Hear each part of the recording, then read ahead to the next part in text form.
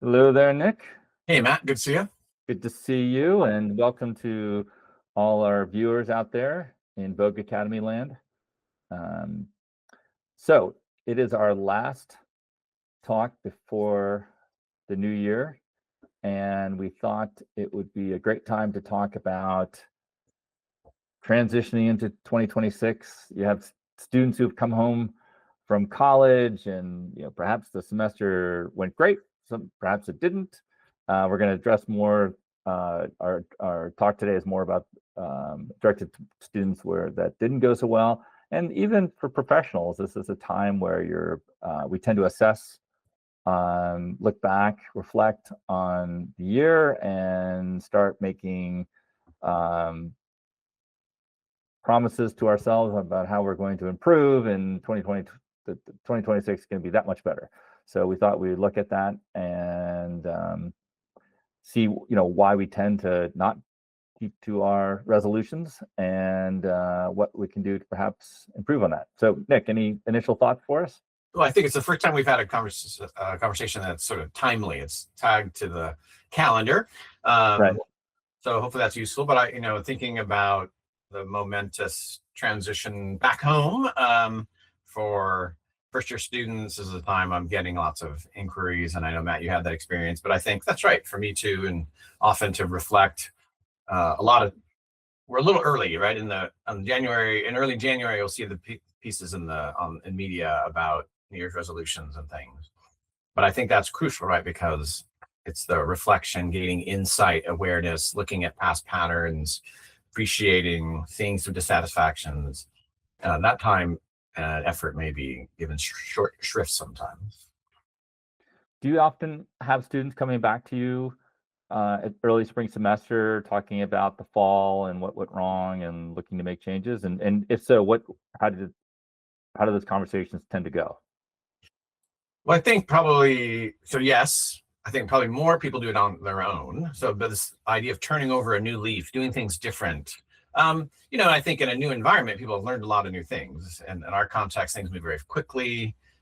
So having that enthusiasm and energy and sense of urgency at the outset of the term makes good sense because things move very quickly. But for those conversations, I think a lot of it's some reflection. What have you noticed, and try to get students to appreciate what they've learned and figured out.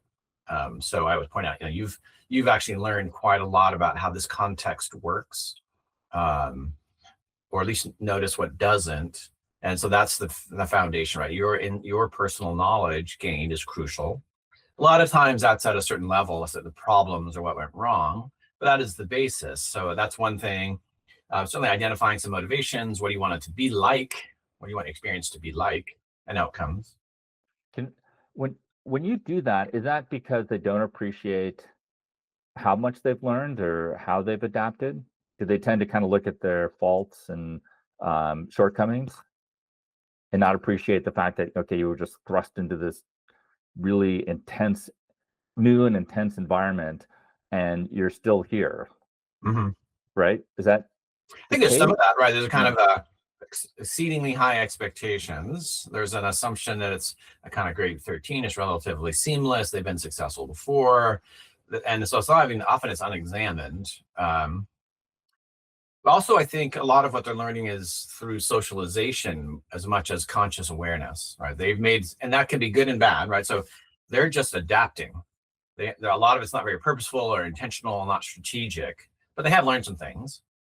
Sometimes they learn some things and then make unhelpful responses, So let me exemplify that. I often ask sophomores who are overwhelmed as first years, you don't seem quite as overwhelmed academically now. What have you learned? And they say, I learned not to do the reading, which is not, to my mind, a great insight. It's like, well, okay, what are you giving up if you do that? In any event, so that sometimes, and I think rather than, I learned how to deal with it, or I got more effective, or I got more efficient, or I'm more purposeful. So sometimes people, what they're learning is just how to cope and not how to thrive or how to get by. And hey, that's better than not. So I would say that because people have been kind of socialized, they've adapted, right? but they haven't necessarily, is that really what I want to do? Is that consistent with my values? Is that what I want to get out of my education? They've are operating under kind of an imperative to make do. What do you think if we broaden that or generalize it to all of us, professionals? Because I think it's a little easier to be put in a position of reflection for a student because of the school year. I mean, your semester ends right at the end of the year, and then you get this little break, and then hopefully that's time to really think about how to perhaps tackle the upcoming spring semester a little better. But, as professionals or just as adults, this is a time of reflection. But and maybe it's a silly question, but what drives that need to think about improving ourselves? Does that make sense? Mm-hmm. It's a new year. And so many of us, I mean, it might be your physical health, your mental health, professionally, just how you relate to others.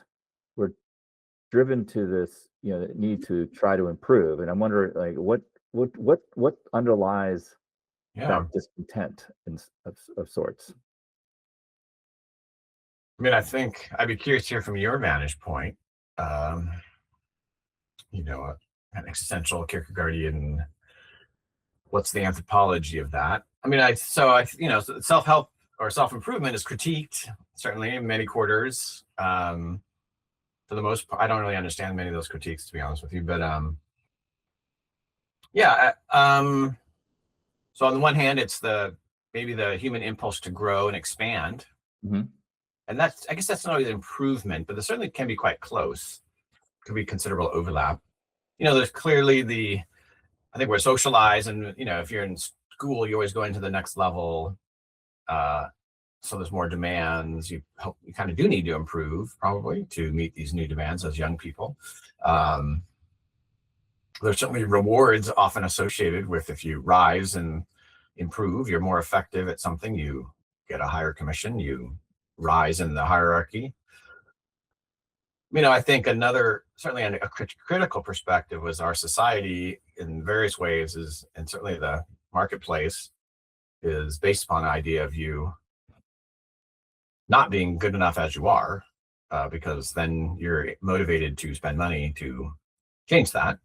And it seems my reading of a lot of advertisement is consistent with that. That's what advertising is capitalizing on. To use coin of frank, capitalizing. But is that really, how much of that is external and how much of that is a recognition? Right. That's what you're getting at. Right. You're using words like drive and need. To me, those are really core to the organism of human beings. Right. I mean, so I guess I just naming those lenses. You could also then approach so we're going straight to the theory. Approach avoidance framework is what looks like improvement could be avoiding failure, right? Those have the same aim. And I'll always remember Marty Covington always saying, one of the best ways to avoid failure is to succeed. So one of the best ways to, you can see that these are mirror images, and it's hard to distinguish the motivation. So what's called self-improvement may be responding to what's a perceived lack. Right. Yeah, that's a good point. Yeah, I guess I was going to kind of going down that same route. I feel like, we always go with this kind of stream current metaphor. We always come back to that. But I think, in our context, in our culture, there are these roles and boxes and expectations that are kind of out there for us, and we tend to embrace them because that's what's out there and that's what's promulgated. We see this with college students. There's kind of a they very quickly pick up, oh, I'm supposed to be this way, or I'm supposed to be getting this internship, and to succeed means to be doing this. And it might not be being financially successful. It just means being incredibly impactful, I think. in in nonprofits or the public sector or whatever. So, but anyway, you're supposed to matter. Yeah. And be important, matter. And I think all of us have that, and I think that and yet daily reality can be quite mundane, banal. Just we're kind of in these roles, and that doesn't quite fit with this want to be something more.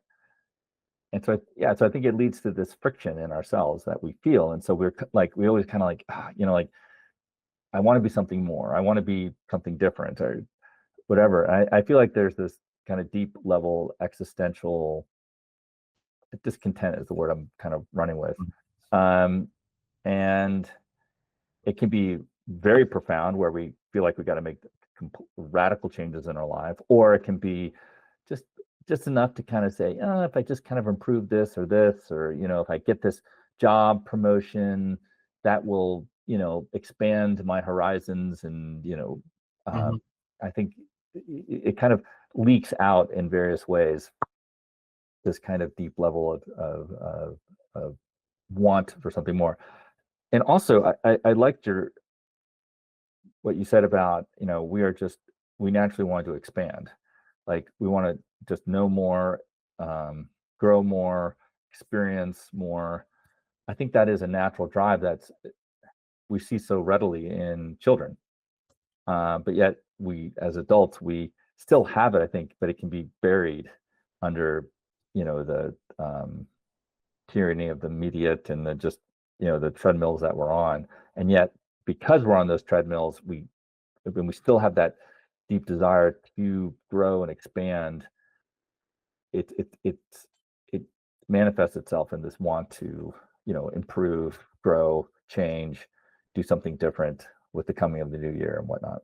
So yeah, I think that can be, people may not notice that dissatisfaction, right, unsatisfactoriness, except in its absence of what they want, right? So they don't realize that they're seeking that. They notice when they don't have it, but maybe not why, perhaps, at least in some cases. Does that make sense?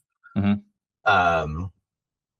And so they might, for instance, or we might, I do it too. I might think, well, if I had this thing or that role or that job or this, then it would be different. But I think sometimes that can be the case because the process of growing into that can be quite fulfilling. And if you're happy with the work and it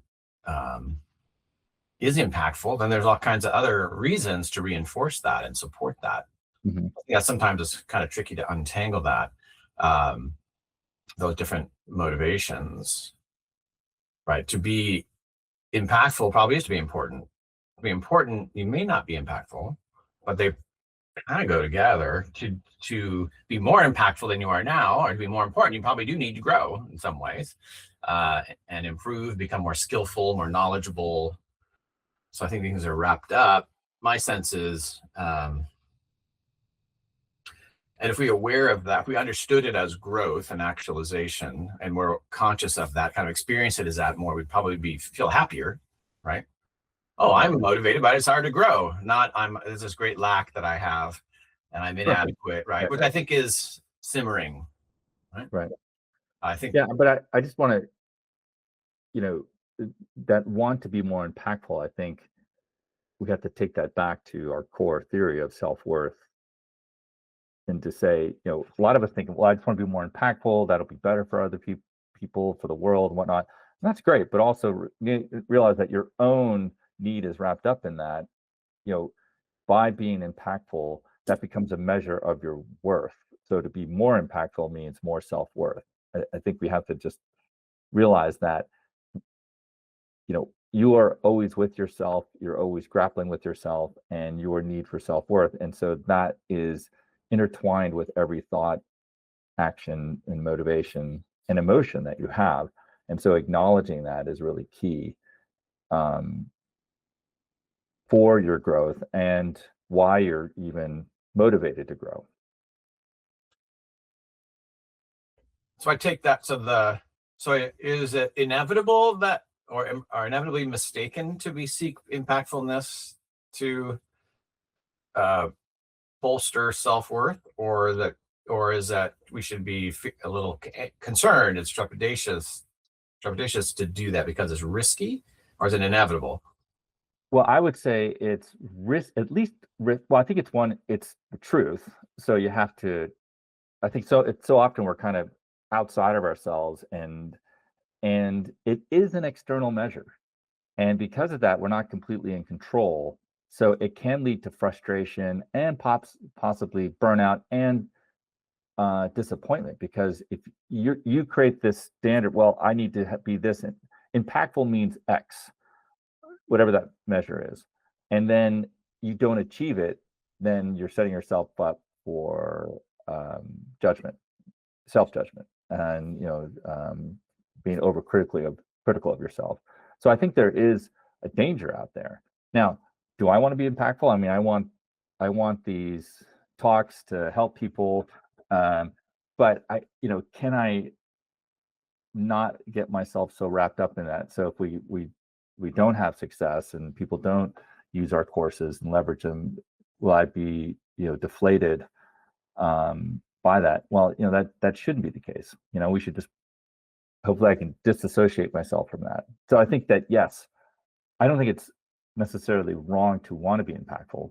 I just think you have to be aware of your motivations with that, so that you again, don't get frustrated, don't get mad or angry when things don't work out, or and also don't beat yourself up when you don't reach whatever measures you have for yourself.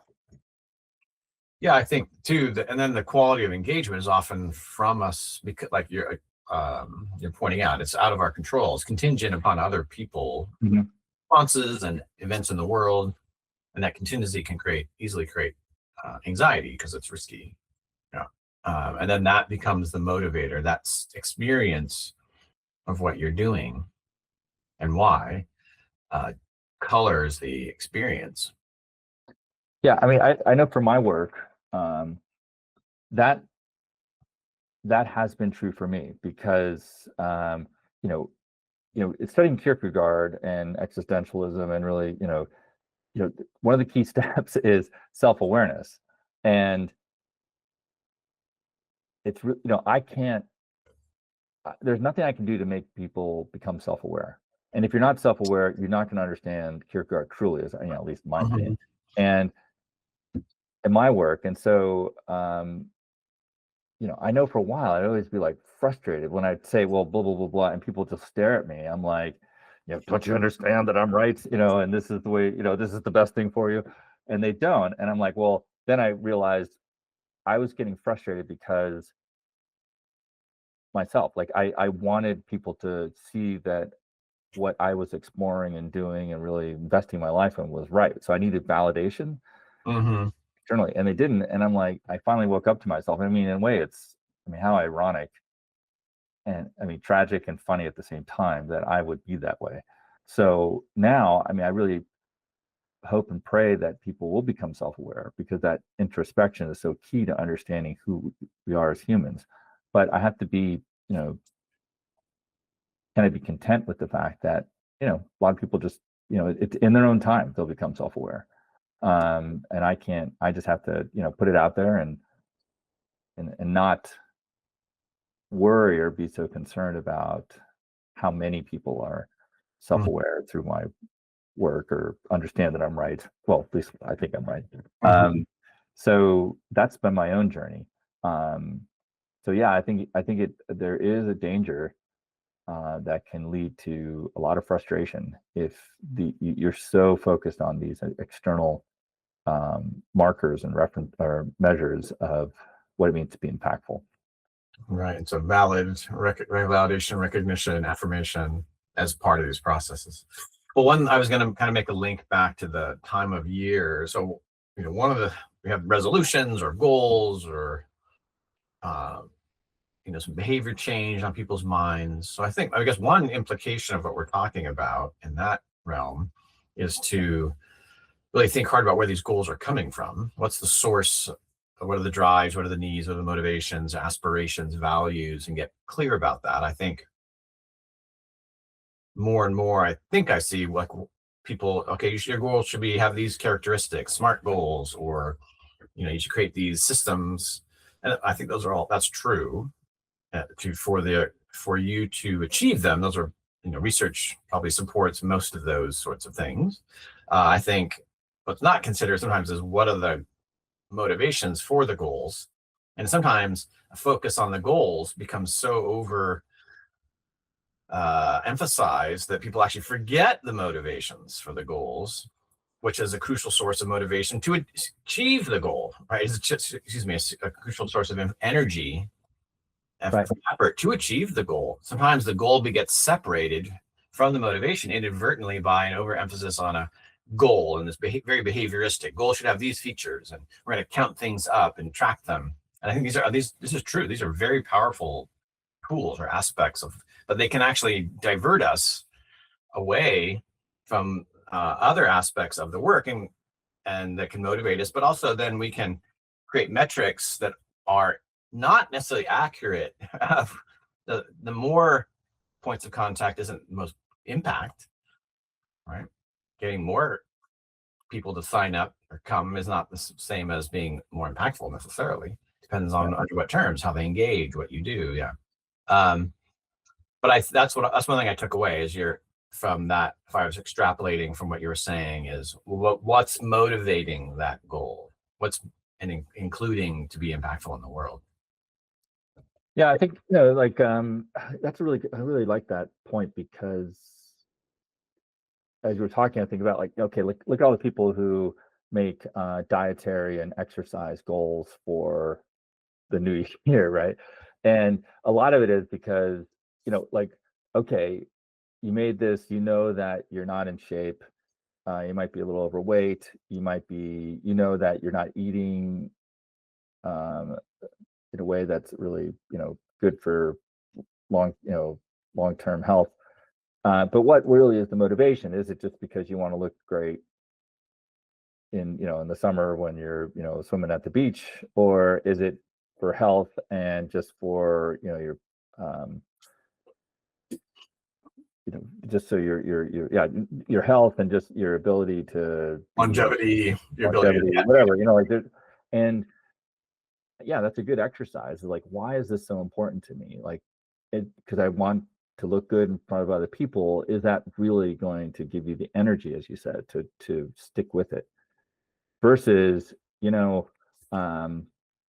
I really care about my family. So I'm 58, and I want to see grandchildren and be around, and not just be some, slug on the couch who can't move. I want to get on the floor and play with grandchildren and whatnot. And so that's, to me, a greater motivation than, well, I just want to look good thing. Yeah, I think that motivation, looking good for others probably decreases as you age. At least I think so. But the want to be healthy and not be a burden to your family, health concerns, those I think are more motivating, to me at least, than wanting to look good. I think that if I examine my own work on health, right. So I tell myself those are the longevity, the mobility, be able to do things in the world that I want to do, to have experiences, to have interactions with kids or grandkids or nieces and nephews, what have you. But I think, so that's the value, right? Mm-hmm. I think my being there for my kid, my daughter, and my partner, my wife. But if I'm transparent, I think actually vanity is a more powerful motivator. It would be more powerful for you to actually do something? No, I thought it would be. It is. Oh, okay. So like during the pandemic, I worked out really. I know part of it actually, that was actually health. I'm like, I'm going to lose my mind if I don't work out. So that was actually, I think, that pressure. But for me, this idea of kind of the motivational stacking, can these different motivations coexist? That's good. Right. Want to look good coexist with the value. So sometimes I think if you want to change your behavior, you want to act, what we need to do is act from our values, not our wants. Mm-hmm. Unless they line up. Because sometimes too, we can go down a line where sometimes I hear a kind of purity of motivations. There's that can really be hard. Like not only does my behavior need to be in alignment, my motivations have to be purely in alignment. And I'm like, well, they have to be, but if they're not, at some point they'll probably depart. But if you want, if some vanity gets me off of eating as much fat and up and moving around, or another one is, it's not so much, I do want to be healthy, but I really don't want to be on drugs. So I actually find that be more compelling. That's in my mind more often. I don't want to take these diabetes. That works for me. So it is aversive. I have to admit it on a daily basis. Now I don't perseverate, fortunately, or obsess about any of these things, but I do. If I reflect and introspect and say, what really is on my mind? To, like, lately I started just going for a walk after every meal if I possibly can. Apparently that's really good. I'm pre-diabetic, way to manage blood sugar without drugs. You just get up, move around. Oh my God, that's perfect, because there's multiple benefits, right? Like, I also get exercise, and so there's all kinds of things. And so I love the interventions that have multiple benefits. But in my mind, the thing that's getting me up is I gotta not become diabetic. To be truth, I think that works better, at least so far. No, I think you're right. And so that does this lead into a discussion of kind of like why we tend to fail or give up, and your idea of motivational stacking. I think that'd be good for us to explore that a little bit more intentionally right now, like, because I mean, one of the things we want to do for students, professionals, or just people in general, when we tend to have this time of reflection and see perhaps where we've fallen short of expectations for ourselves. And, we kind of say, okay, 2026, I'm going to, this is the year. I'm going to change this, do this, improve here, so on and so forth. And then, 2 weeks later, we find that we haven't. And, so what advice can we provide to those folks? So I think one of the key things is we talked about is motivational stacking. So forget what I said. We don't have to have the purest motives, which might be great, but there's also this idea of motivational stacking. So please, the floor is yours, Nick. Well, let me start by taking your position, then I'll flip. So I would say, for instance, I think your motivations will at some point will out. Like at some point. So for instance, in terms of my exercise, my vanity and maybe some laziness makes me want to do the exercises that I like to do, maybe even that look good, but maybe not the ones I need to do the most. Right? So I should probably do more flexibility stuff, but I don't really like that. So I can kind of justify, like, getting down on the floor and stretching. Like, I just don't enjoy that. I find it boring and painful. I'm not good at it, and all kinds of reasons. But I will do kind of these, there's something that I will do a lot of because I kind of enjoy them. I like them, and it's better than not, for sure.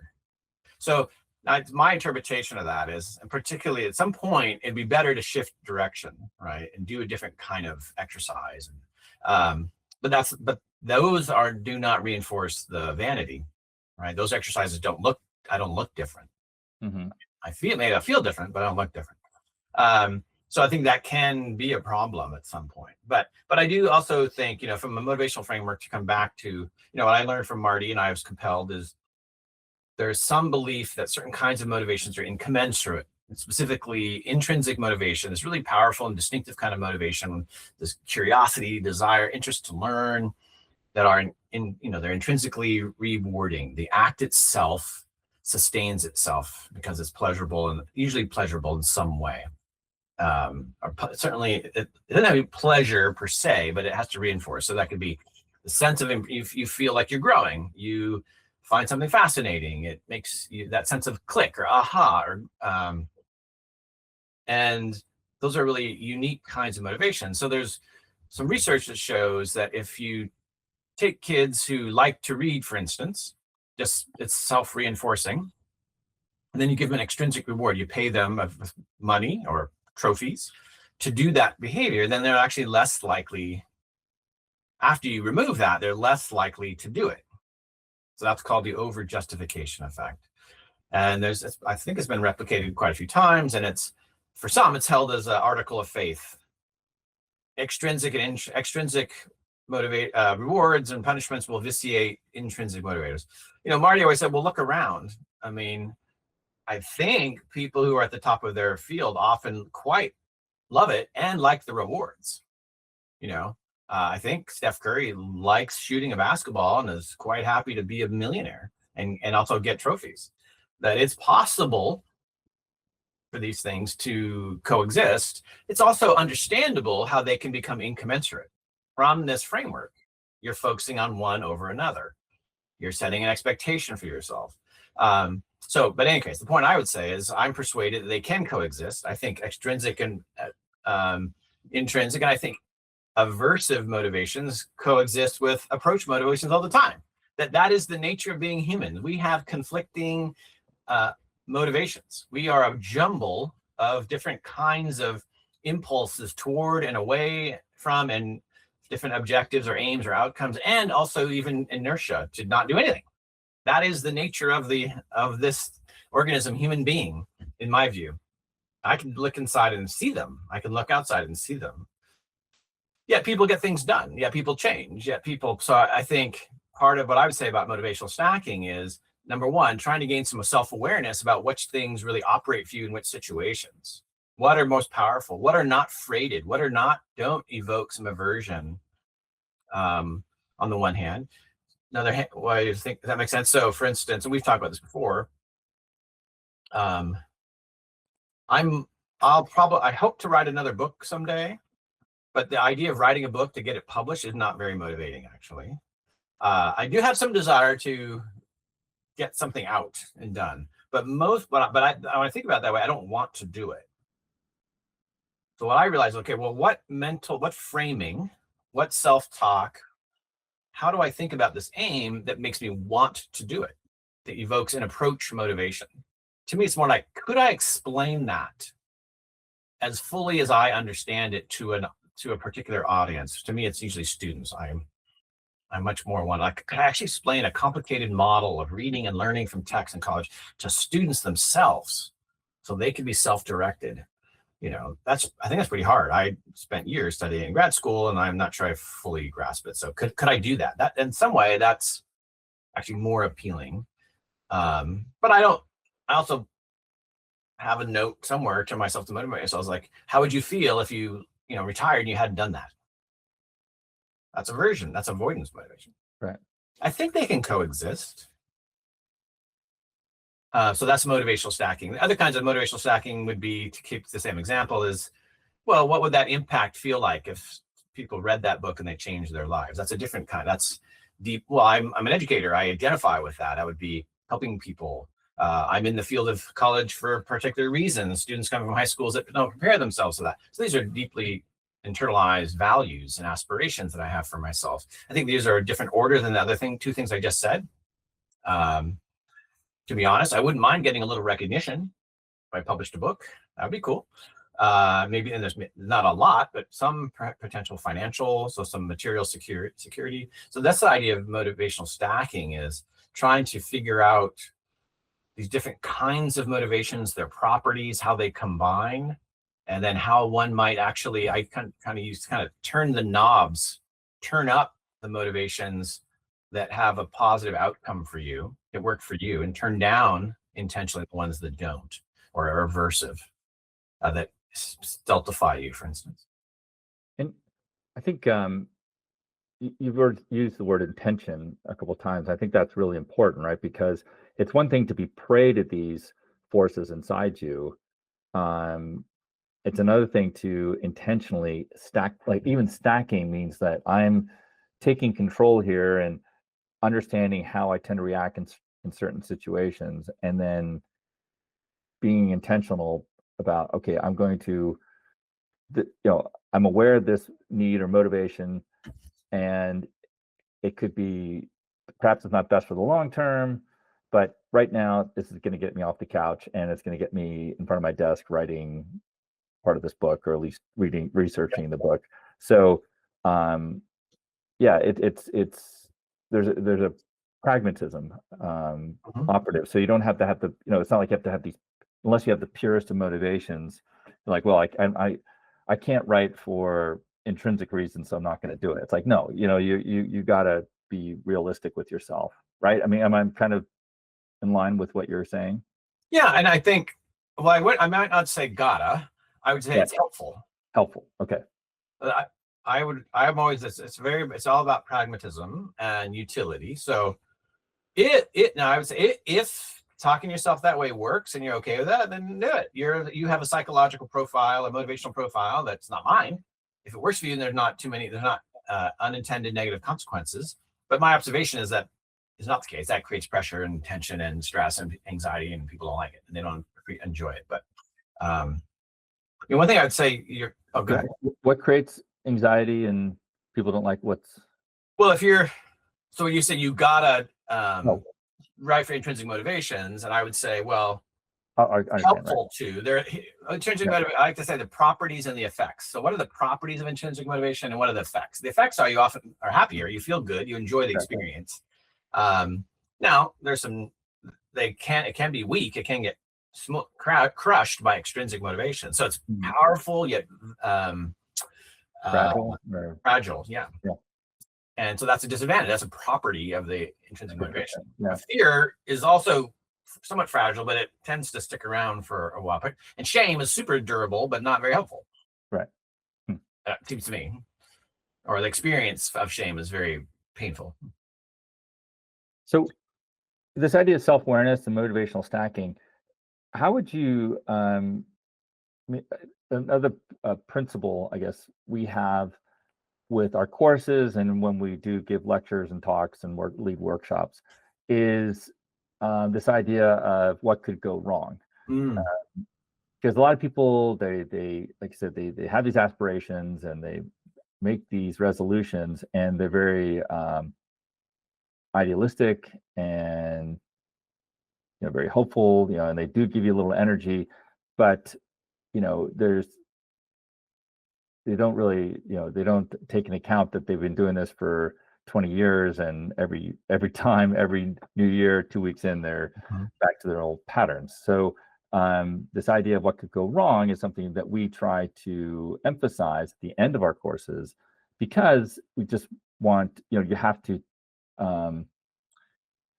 be aware of your, these habits that you've developed over years and years, and they're very powerful, and you tend to react in situations and in certain circumstances in certain ways, and you now have to fight against those. So how would you talk about, or how have you used this idea of what could go wrong? Well, you use a couple of words that I do use in that discussion. So one is principle that guides our actions, and that principle is realism. So the first principle of time management is actually be realistic. That's often skipped over. But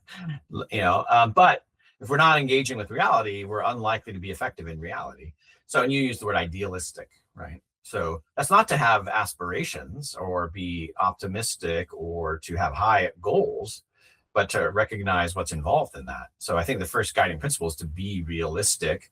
And then as you do that, then you're going to say, oh, well, the path is got some potholes in it and some difficulties. And I think some empirical research shows people don't typically think,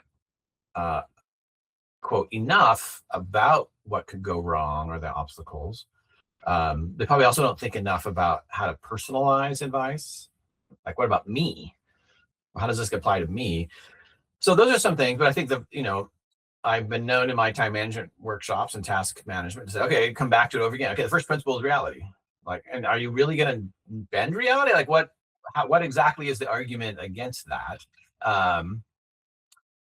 Particularly if we distinguish it and say that doesn't mean you can't be optimistic or what have you. So I think that's one of the principles. And to be optimistic and even a little idealistic in some respects is practical. It is because it's helpful to be positive, but positive doesn't mean ignorant of difficulty.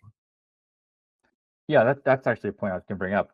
I think a lot of times people just don't account for the pain, discomfort, the awkwardness, the struggle that's involved in changing your habits, or your typical ways of reacting in certain circumstances, and especially when you're tired. This is where you do have all this energy for 2 weeks, but then life, you tend to it's just tough. You're going to be tired Friday evening, or whenever at the end of the day, and it's really, really hard to decide not to have dessert, or to work out then, or make changes in terms of how you go about getting your work done, and not going on Instagram for an hour and a half or something. I don't know. Those are comforting, Yeah. and provide some measure of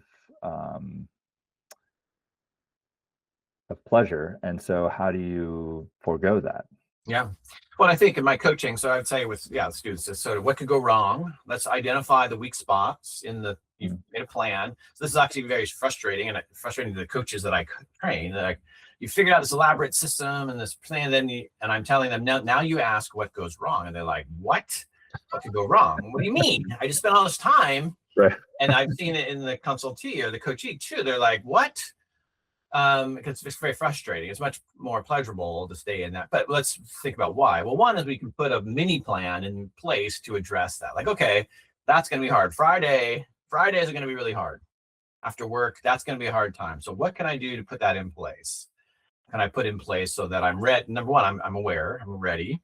Two, is there something I can do to minimize that, or create a different pathway? Is there something I can do that would help me avoid the distractor or the thing I'm trying to not do, and help me engage in the thing I am trying to do? And there's a lot that can be environmental, that could be reminders, that could be a social thing, that can be simply a sensitivity in my own mind, like, oh, I thought about this, that's right, I'm feeling it right now. So for instance, or a self-talk. So I'll just give one example. The self-talk trigger to not do the thing you'd set out to do can also be the self-talk trigger to do that. You can say, oh, I'm talking to myself right now, I'm trying to talk myself out of it. If you have that awareness, oh, I heard myself say that. I heard myself, oh, you can do it on the weekend instead of Friday afternoon, right? Right. Okay, well, you getting that awareness, that can actually be the trigger to engage. You can actually transform that with that awareness. That's the tendency. That's what I'm likely to do. And when I'm working with students on that, or different people, I always make sure that it's their self-talk. Because sometimes I'll say the thing like, oh, I do say that. I said, do you say it exactly? Well, no, I say it like this. Okay, no, it's your self-talk, because it has to be your trigger. Then there's things, I'm just trying to be really concrete here about what you do differently. Okay, what's another way to talk to yourself in that moment that's at least as true as the self-talk statement? You could do it on the weekend. That is true, probably, but is more helpful for your long-term goals, for your aspirations. It's more in alignment with them. So that's another strategy. So some of these things are circumstances, environments. I make plans. I put reminders on my phone. Those are external, but then another kind of internal one might be that. But what I just said about changing your self-talk, reframing, but you also might remind yourself of your values. So I like to use my phone not to remind me of things to do, but to remind me of my values. That's right. So I don't have too many do this at 8 p.m. I have your body is your temple reminder at 8:30, because that's when I want a sweet. That's when I want dessert. And if I'm diabetic, that's like the worst time to have it. Right. That's when I feel the craving. Do you have do you see a tendency for students, when you kind of explore what could go wrong, that they tend to kind of, instead of focusing on one or two things or scenarios, they tend to think of like 20, and then they create all these mechanisms for combating that? It becomes overwhelming, or are they pretty good about just sticking with, hey, let's just focus on one or two things for now, and then once we get get rolling on that, we can look at some other ones? It's a good question. I don't recall too many of that. The former is more the latter. I think it's more accurate. maybe I'm framing it like what's most likely to get in the way, maybe. Yeah, no, that's good. Yeah, now that I think about it. I've not, but I could see that scenario. That makes Right. sense to me arising. I don't think I've seen it though. Right. Okay. Well, how about when, you know, they go through a workshop and you talk about what could go wrong and they're like, okay, got it. And then a month later they come back and they're like, I just failed and I just kind of gave up. I mean, what do you, which I think is the tendency, right? We have these resolutions, we don't keep them, and then it's just like, well, why even bother? I'll just keep doing what I'm doing. And that's a tough time to get people to remotivated. So Yeah. how do you address that situation? Well, I think normalizing, kind of what you just said, that's really common. Yeah. Marty coming to say, if at first you don't succeed, that makes you normal. That's about average. That's about right. Something like that. He said. Right. I think that, and then really, I think a lot of the responses start with what you just said. It's very abstract in general, but no, what really specifically happened? So I think that's what a coach can do. So if it's one-to-one, it's really getting precise. When did it happen? What did it look like? What was going on in your mind? Did you have was there some self-talk? Was it what in your environment? What wasn't there? I mean, it can be that specific. Had you, we talked about this technique for bringing your motivations back to your mind and journaling, and did you have that? Were you doing that? And I think so. It's to be truly exploratory and non-judgmental, right? So I think that students are often judging themselves. I'm not attached to that. Like it's easy for me to not be judgmental. I'm not. I think they think I'm attached to their doing it. I'm like, it's you. I mean, to be frank, like you said before, I can't make you self-aware. I can't make you change your behavior. I'm not attached to that. I can't be. So, and I don't have no enforcement requirement, right? I'm not enforcing some sort of rule. So I think it's easy for me to not, but I think I see students, they're kind of ashamed and they kind of have their tail between their legs. Oh, I didn't do it, Nick, so I do think it's having a non-judgmental to decrease the shame or guilt is helpful, because shame and guilt tends to put us in a protective mode, not very analytical, doesn't give us a lot of optimism. But I try to be really realistic and say, there's things you can do. It's going to be hard. Let's try some new things. Which part of those things worked? It worked for how long? 3 weeks? That's pretty good. I bet if you could do it for 5, it would, it'd have more traction.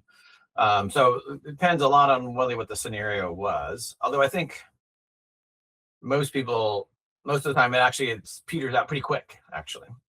It's my sense. Have you, I'm going to go down this. One more thing. The first question is, was it realistic to begin with? Maybe we were wrong. Maybe we made a plan. Was it realistic? Yeah. You can't do something that's not realistic. Don't beat yourself up for not doing the impossible. It's impossible. No, that's actually a really good point. What do you, in your procrastination course, you talk about, the fact that procrastination, we return to it or do it because it's fulfilling a need.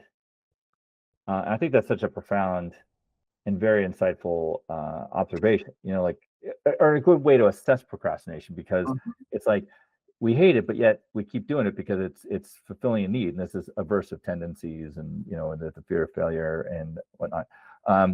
So I wonder, taking that kind of lens, what does shame do for us?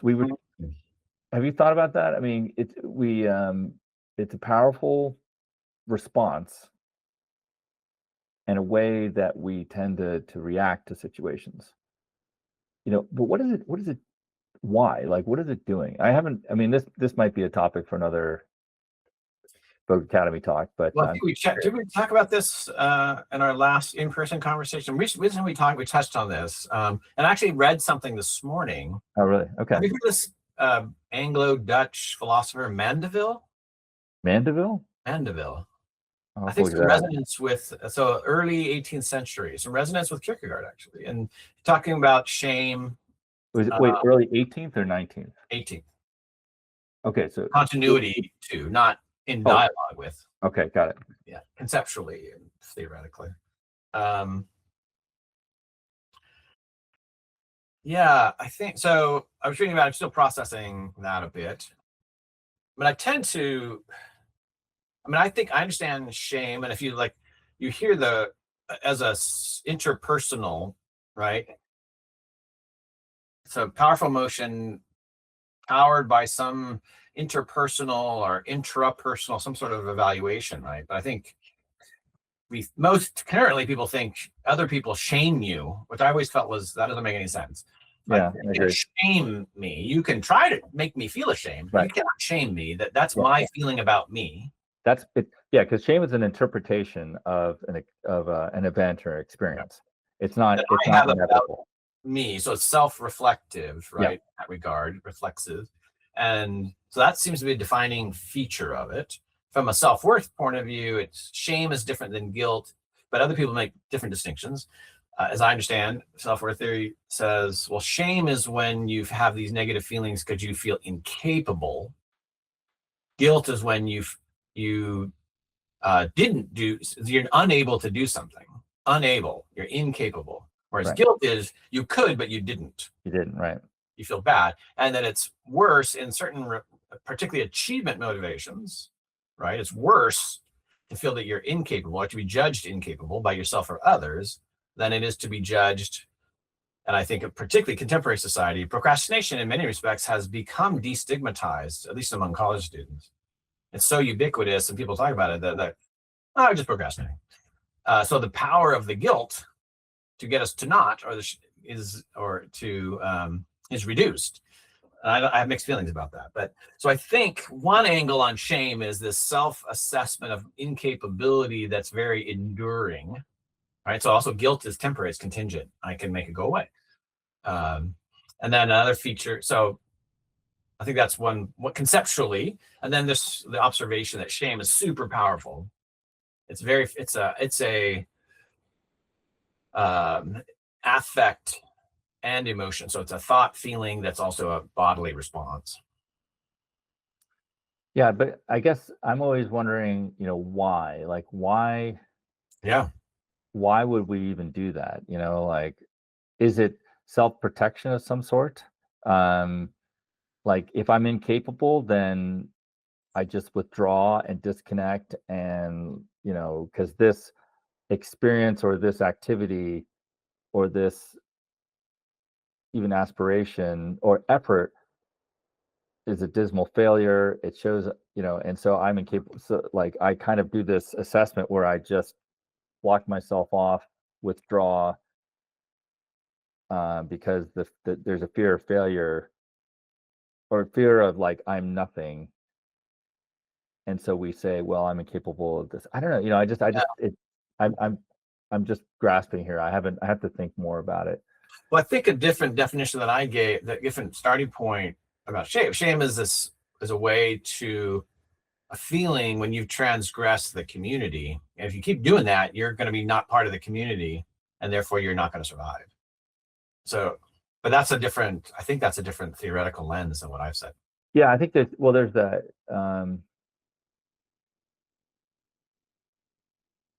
Yeah, I mean, does shame have to be with others, or is there something? I mean, you know what I mean? Is it purely a product of a communal, like individual response to a communal contextual circumstance? Does that make sense? Something you've internalized from that, Internalized, right? Exactly. That's what I'm wondering. or 'Cause it is, honor, or yeah. Um, I mean, that resonates with me too. So, like, I'm just thinking out loud. yeah, same here. I don't, yeah. It's Yeah, I worthy think, of reading because that's just a powerful motion. Yeah. yeah. I mean, because, like, given our theory, like, we have the self-worth, we have this need for self-worth, and shame obviously is counter to that. I mean, it's saying, well, no, I'm unworthy, or I'm incapable. And but then, is that somehow part of the drive for self-worth, that we make this assessment to protect ourselves and maybe distance ourselves? I mean, I'm kind of running with that, because I still believe there's this want for the good, the meaning, purpose, and fulfillment. Shame is obviously, saying that within this context we can't have that, or we're there's that we are unworthy. But why would we come to that assessment? I don't know. Yeah, well, one thought, I'm just going to throw out one last thought and we should wrap up. But so right. I live in Japan. I actually saw a movie last night that touches on this, set in Japan, sort of kind of honor culture, like Japan, Korea, where shame is very powerful, but it seems to be a part of the discourse. I guess so. Americans want to get away from it, and you shouldn't. There's almost like a dismissal of shame. I don't think that's how they think about. I don't want to get outside of my depth here, but it seems I think there are some societies that see shame as serving a vital social function. I think it's primarily social function. Right. And I guess if we had to go down more deeply, that's kind of what I alluded to. But also maybe there's maybe the rule or the principle being transgressed that leads to shame is some deep wisdom about how to live. It's unethical. It's wrong. You feel shame because you did something wrong, and it's right because it leads to thriving and fulfillment and meaning and purpose. And if you do this thing, it actually gets in the way. That's one way to interpret it. But that these kind of social rules or principles or values, or I kind of think them as distilled, coalesced wisdom that people have learned about how to live in the world. We don't have words for it. That's one angle on these kind of social rules when you transgress them, at least in those settings. But this highly conjectural. I'm just kind of, like I said, I don't know. Yeah. We should look into it. Yeah. I think my last thought on that, and I have to, that part of the want of self-worth to me is self-assertion. There's a want to assert yourself in circumstances, somehow, some way. And I wonder if shame in a way is like this ultimate kind of desperate self-assertion on yourself. I don't know. I mean, that sounds profound, but it could be utterly ridiculous what I'm saying, but I don't know if that makes sense. Like this last ditch self-assertion is almost against myself. And pushing away everything else. I'm unworthy. And I'm just, but and it's so powerful because you hold to it so desperately in a way. Well, there are a few things you're saying. I kind of get that, what you're talking about, that the one way to maintain your sense of worth is to pass judgment on yourself as unworthy. Right. I have the values, or I have these standards, and I'm going to use them on myself. Right. That's assertive. Yeah. Like I'm taking an action to judge myself, and when I've acted objectively, or at least from my own, maybe not objectively, my own perspective, acted or done things that are not good, and then I judge that negatively, harshly by some standards, that there's a way that demonstrates that some part of me, this fundamental self that's passing the judgment, it still is good. Is that what you're saying? I mean, yeah, something like that is satisfying that need to assert yourself and say, I exist, I am. And holding to it, and clinging to it is a way to maintain that self-assertion. And so nothing can get in there to say, no, like you're not as bad as you think you are. Like, no, like I'm not, and so again, I'm speculating here, and I need to do some more research, and I've been wanting to explore it more thoroughly. So anyway, why don't we stop there, finish with kind of a so what last thought. So we got on. I love these discussions because we had this intention of but I think it does align, because shame can be a product of not maintaining or fulfilling our resolutions, or so anyway, so what do you say, so what, and last thoughts? Well, let's try to, maybe I can tie this together. So one is, at this time of making behavior change is difficult, having goals and systems is useful. It's also important and valuable and powerful to remain in touch with our motivations for why we've established those goals. And in relation to that, we can look around and see most people often don't achieve those goals, at least the first try. So we can be planful and say, what could go wrong?